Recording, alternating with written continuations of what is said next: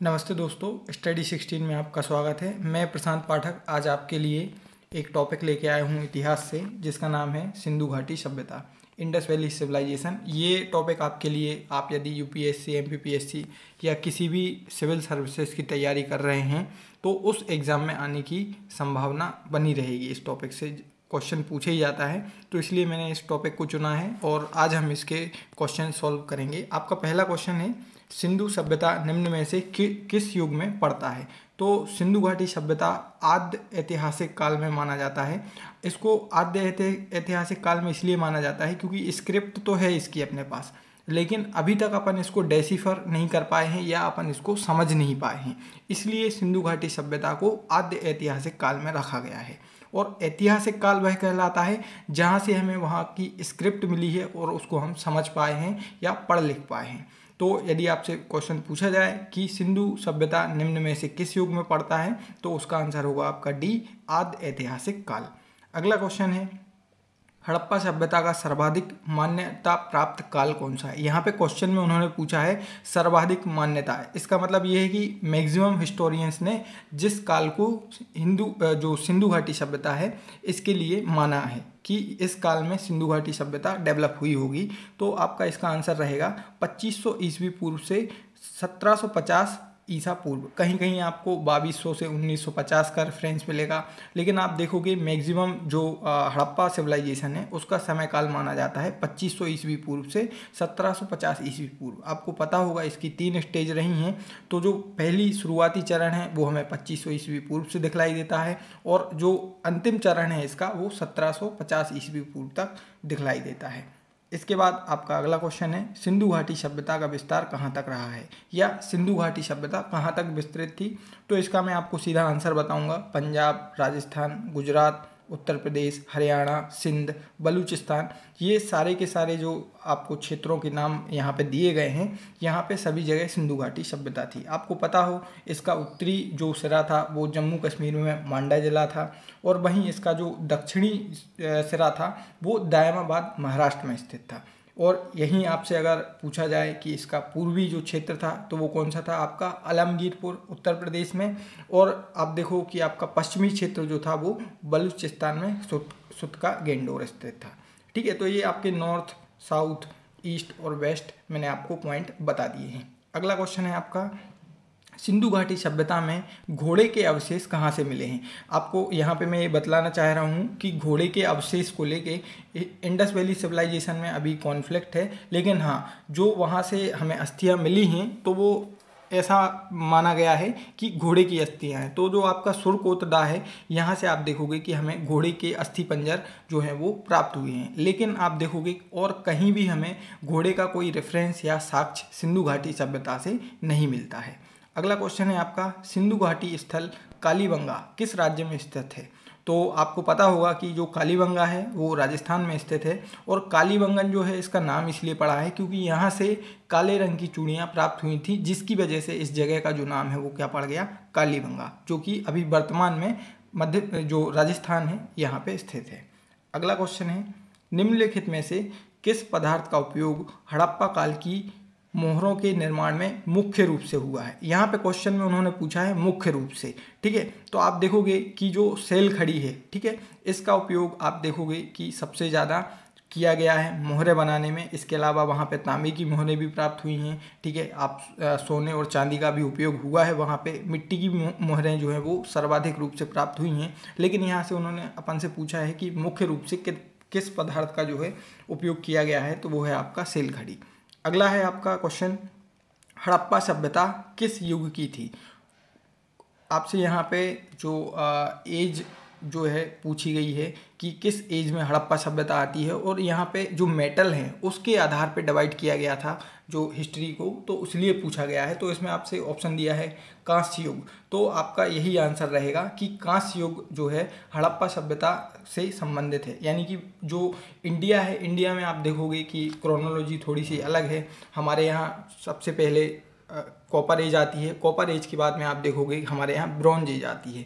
ठीक है, जो ब्रॉन्ज एज है वो मेनली हमें हड़प्पा सभ्यता में दिखाई देती है।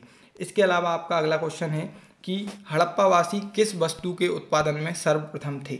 ऑप्शन है मुद्राएं, कांसे के औजार, कपास या जौ। तो आप देखोगे कि जो कपास है वो सबसे पहले हमें हड़प्पा में मिलते हैं उसके साक्ष्य।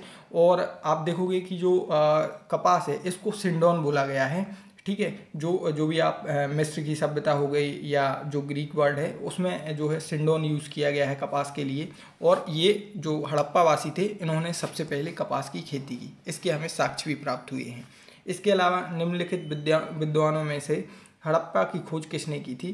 तो आपको इसका आंसर पता होगा कि हड़प्पा सभ्यता की खोज जो है डॉक्टर दयाराम साहनी ने की थी।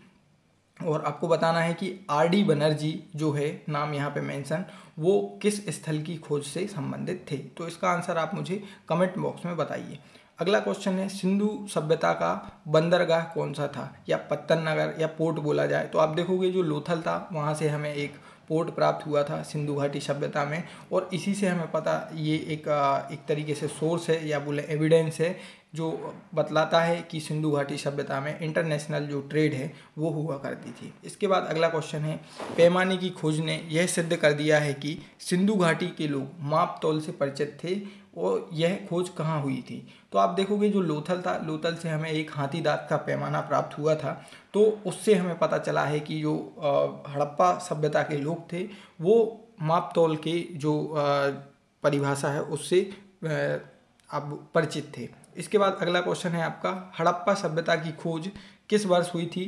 तो आंसर है इसका 1921 में। आप देखो हड़प्पा सभ्यता की खोज हुई थी और इसका जो निर्देशन था वो जॉन मार्शल ने किया था। अगला क्वेश्चन है आपका हड़प्पा के लोगों की सामाजिक पद्धति किस प्रकार की थी?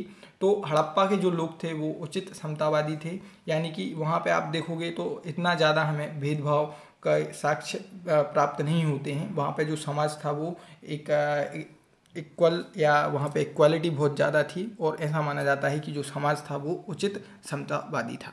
इसके बाद अगला क्वेश्चन है हड़प्पा सभ्यता के संपूर्ण क्षेत्र का आकार किस प्रकार का था? तो आप देखोगे जो हड़प्पा का क्षेत्र था वो पूरा त्रिभुजाकार था, और आप इसका यदि मैप देखोगे तो उससे आपको इसका आकार का अंदाज़ा हो जाएगा कि ये लगभग 13 लाख स्क्वायर किलोमीटर में फैला हुआ था।